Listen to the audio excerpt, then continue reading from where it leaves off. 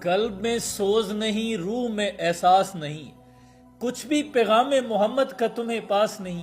اے میری بہن، تیری حیا کا معیار تو یہ تھا کہ اللہ نے تیری تخلیق کا بھی فرشتوں سے پردہ رکھا، اور تیری حیا کا معیار یہ ہے کہ تجھے صفا مروہ میں بھی دوڑنے کی اجازت نہیں کہ کہیں تیری زیب و زینت دوسرے نامحرم مردوں پر عیاں نہ ہو جائے۔ اگر کعبے کا امام بھی ہو، کوئی مجدد بھی ہو، اگر صفا مروہ پہ نہ دوڑے تو حاضری مکمل نہیں ہوتی، لیکن تجھے وہاں بھی دوڑنے کی اجازت نہیں۔ اور اللہ نے قرآن میں فرمایا کہ اے نبی، اپنی عورتوں سے کہہ دو کہ جب یہ گھر سے باہر نکلا کریں تو اپنے آگے اور پیچھے چادر ڈال لیا کریں، یہ چیز ان کے لیے موجب احترام ہوگی اور کوئی ان کو ایذا نہیں پہنچا سکے گا۔ انہیں خبردار کر دو کہ کسی نامحرم مرد کے ساتھ نرم لہجے میں بات بھی نہ کریں، کہیں کسی بیمار دل کے اندر کوئی وہم نہ پیدا ہو جائے، کوئی مرض نہ پیدا ہو جائے۔ اتنے لوگوں کے سامنے آپ کس نبی کی شان بیان کر رہی ہیں؟ وہ جنہوں نے دشمن کی بیٹی بھی اگر بارگاہ میں لائی گئی تو حاتم طائی کی بیٹی کی سر پر بھی آپ نے چادر دی، اور کسی نے کہا یہ تو دشمنوں کی بیٹی ہے، حضور نے فرمایا بیٹی تو ہے۔ وہ جن کی بیٹی کی حیا کا معیار یہ ہے کہ روز محشر اللہ تمام انبیاء اکرام، تمام ملائکہ سمیت پوری امتوں کو یہ حکم ہوگا کہ خبردار اپنی نگاہوں کو نیچا کر لیں۔ پردے کی وارث فاطمہ گزرنے لگی ہیں، وہ جن کی یہ وصیت تھی میرا جنازہ بھی رات کی تاریکی میں لے کے جانا، کسی نامحرم کی نظر نہ پڑے۔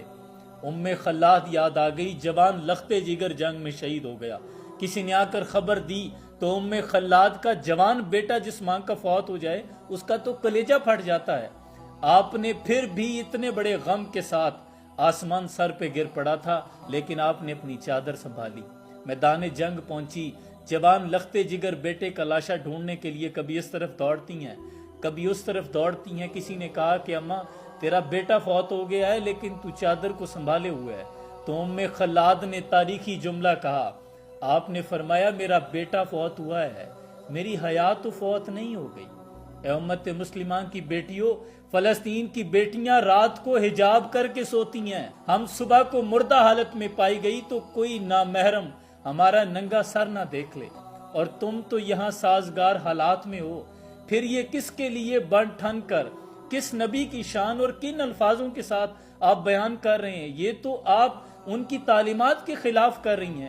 وہ جو ان کی بتائی ہوئی حدود تھی، آپ ان کو پامال کرنے کے بعد آپ یہ سمجھ رہی ہیں کہ ہم اپنے نبی کو خوش کر رہی ہیں، یہ تو الٹا ان کے دل کو آپ ایذا پہنچا رہی ہیں۔ یہ کس قسم کی نعتیں آ گئی ہیں؟ اب تو یہ فیصلہ کرنا مشکل ہے، کوئی ذی شعور آدمی بھی سوچ میں پڑ جائے، میں خود انگشت بدندان بیٹھا رہتا ہوں کہ یار یہ نعت ہے، یہ میرے نبی کی شان بیان کرنے کا معیار ہے۔ نعت لکھنا تلوار پہ چلنے کے مترادف ہے، حمد لکھنے سے زیادہ مشکل ہے۔